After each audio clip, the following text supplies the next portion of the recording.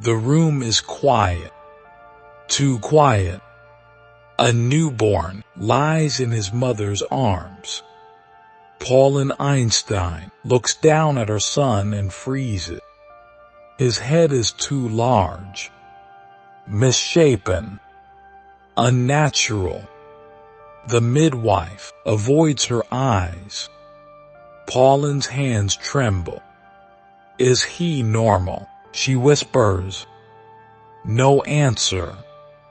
Outside, the streets of Ulm, Germany move on, carts rattling, church bells ringing, unaware that inside this small apartment, fear has already wrapped itself around a life not yet lived.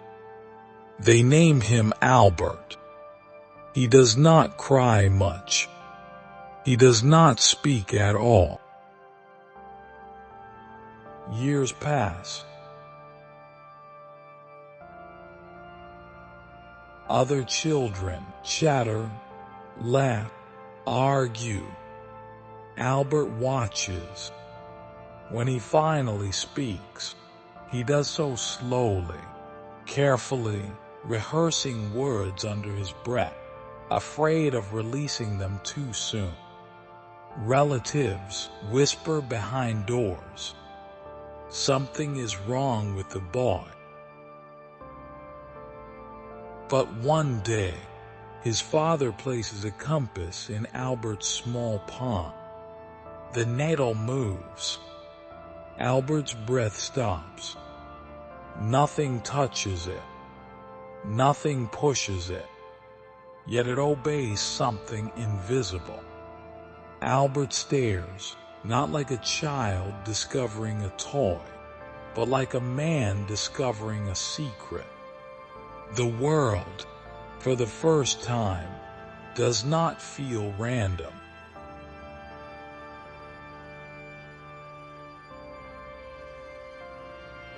As a small child, he spends long hours alone on the floor of the apartment. Beside him lies a simple deck of playing cards. Slowly, with steady hands, he builds tall and fragile houses of cards, arches balanced on edges, towers rising higher than anyone expects.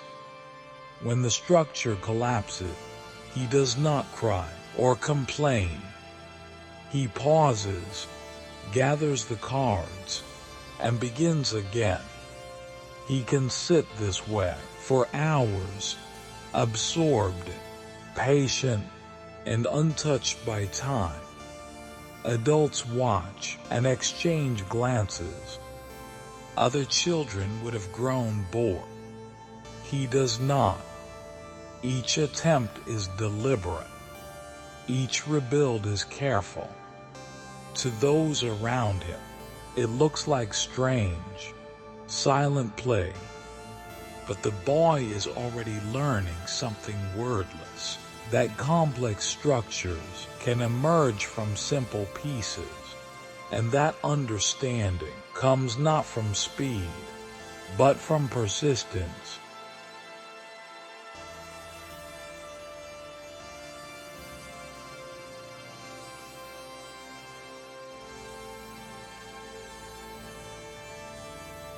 The classroom smells of chalk and discipline.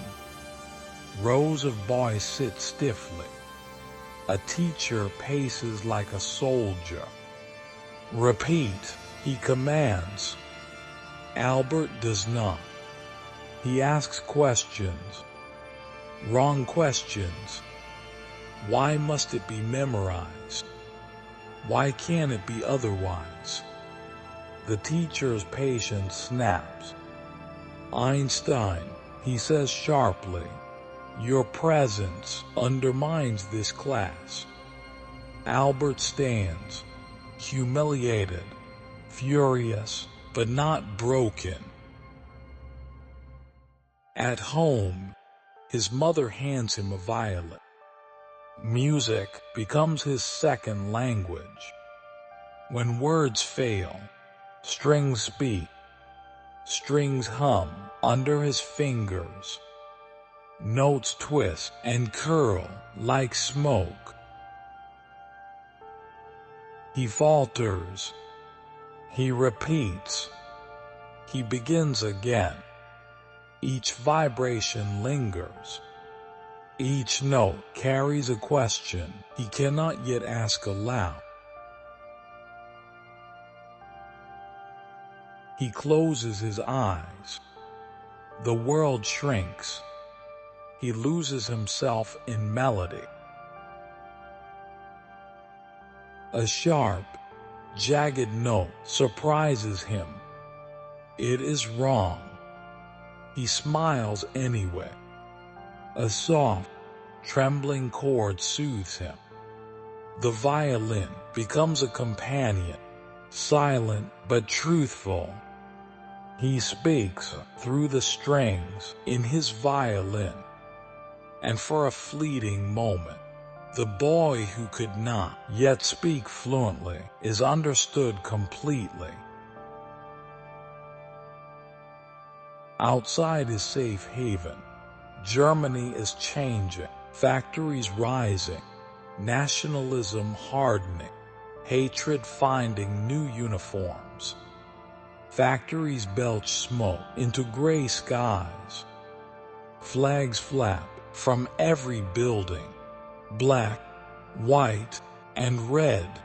Uniforms march in streets. He passes silently. Voices chant, loud and certain, repeating words he cannot yet fully grasp. Posters plaster walls. Faces of leaders staring, commanding. Neighbors nod along, unquestioning, eyes dull with habit. He senses a rule he cannot obey, a world demanding loyalty he does not feel.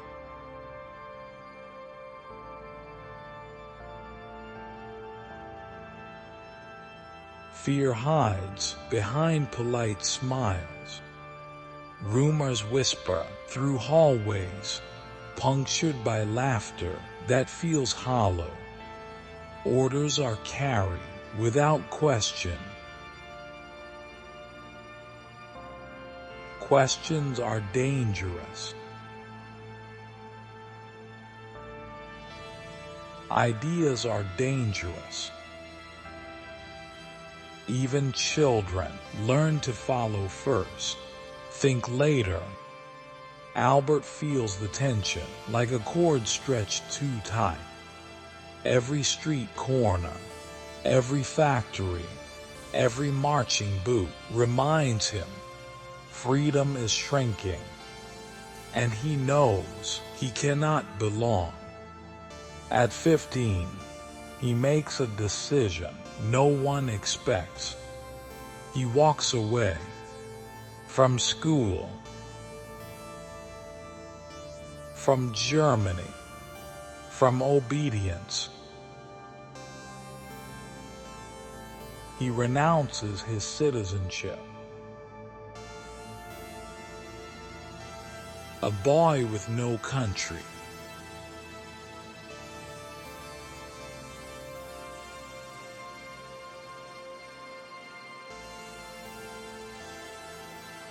Zurich is cold, bright, and indifferent.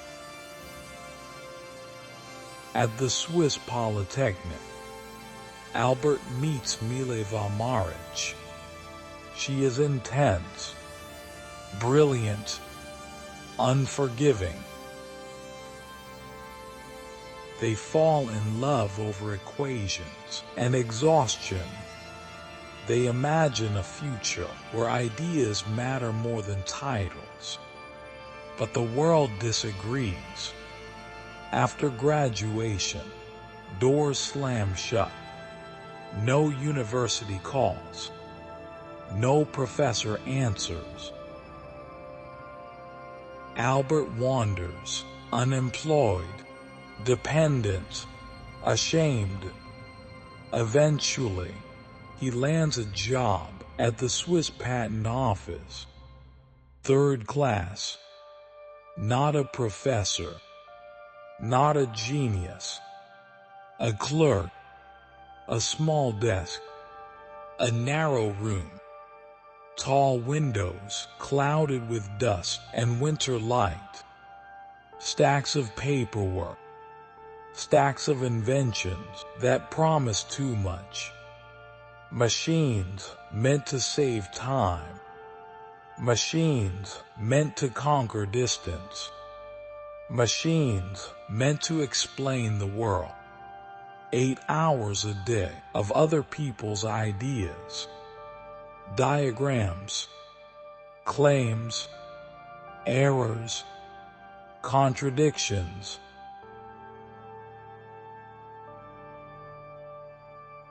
He reads slowly. He reads carefully. He imagines each machine in motion. He asks what would happen if it moved faster. Faster still. Outside, trams rattle through burn. Inside, clocks tick in unison. Too perfect, too obedient. At night, when Burn sleeps, Albert thinks, what if time doesn't tick the same for everyone? What if 2 clocks could disagree and both be right? What if motion itself changes time? What if space is not a stage, but a participant? What if distance stretches and shrinks depending on who is watching? What if light refuses to choose? What if it is wave and particle at once? What if it obeys rules nothing else does? What if the universe is not fixed, but relational? What if observation itself matters? The universe begins to whisper back.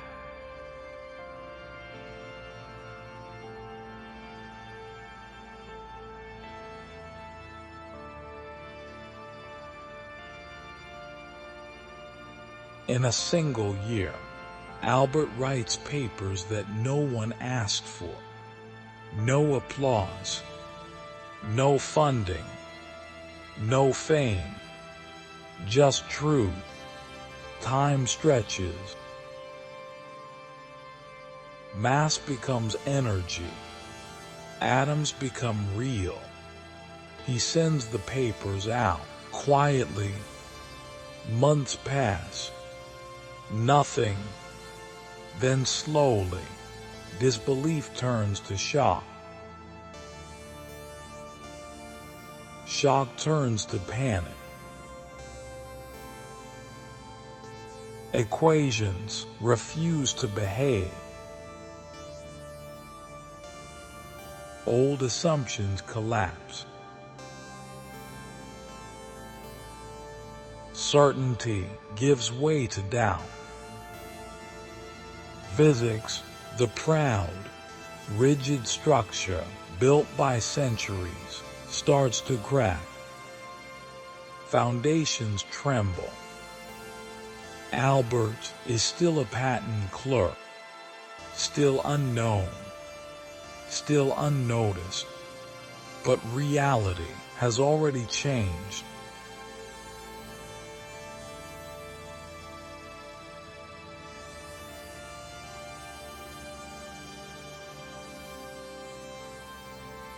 The world catches up violently. Einstein becomes a professor, then a phenomenon. Reporters wait outside his door. But inside his home, silence grows. His marriage collapses. Mileva leaves, wounded and exhausted. Then war comes. Germany demands loyalty. Posters appear on every wall. Young men march through streets, rifles on shoulders. University halls erupt in applause for war. 93 German intellectuals sign a manifesto praising violence. Einstein does not. While colleagues cheer destruction, he signs peace letters, publicly, by name. He joins a small group opposing the war, barely a handful. He adds his signature to anti-war appeals, calling for reconciliation, not conquest. The letters circulate quietly, dangerously. Newspapers brand him unpatriotic. Colleagues turn away in corridors. They call him a traitor. In 1915, ailing, starving, and alone, he works in a cold Berlin apartment. Paper covers the table. Equations cover the walls. In isolation, he finishes general relativity. Gravity is no longer a force. It is geometry. The universe bends.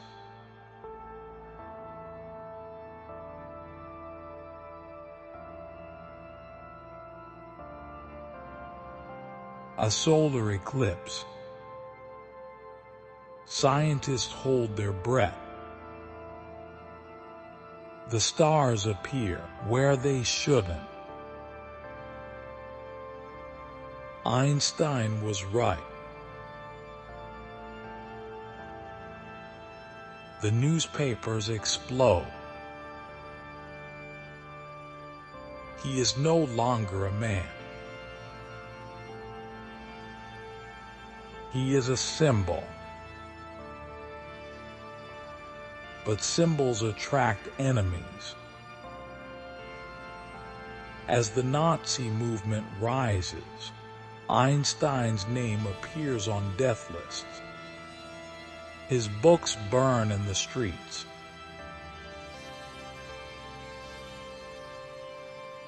He leaves Germany forever.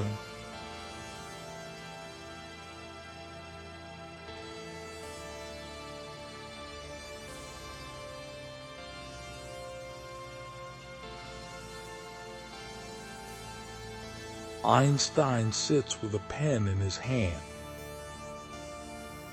He knows what his equations have unlocked. He signs a letter to President Roosevelt. A warning.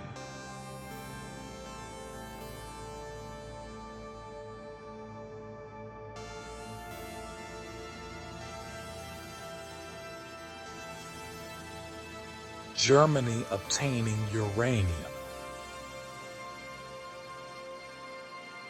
He hopes it will prevent catastrophe.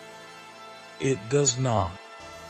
Years later, he meets the men who carry the fire further. At Los Alamos, younger physicists move fast. Among them, Robert Oppenheimer, sharp-eyed, restless, certain. They speak briefly. Einstein cautions. Oppenheimer listens, then turns back to his work. The bomb is built without Einstein, but not without his shadow. When cities vanish in white light, newspapers reach his desk. photographs, ash, headlines. I have become a bringer of destruction, he says. In his final years, he returns to paper and silence, chasing unity. One last equation, one law beneath all laws. It never comes.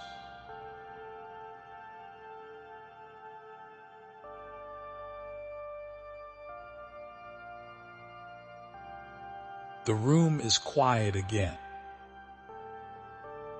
just like the day he was born. Albert Einstein dies without ceremony. No equations on his lips, no speeches, just silence.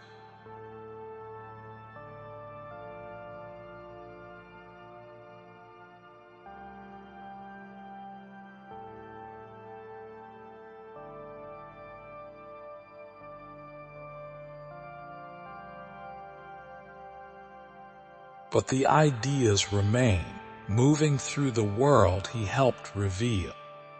And every question asked in wonder becomes part of his legacy.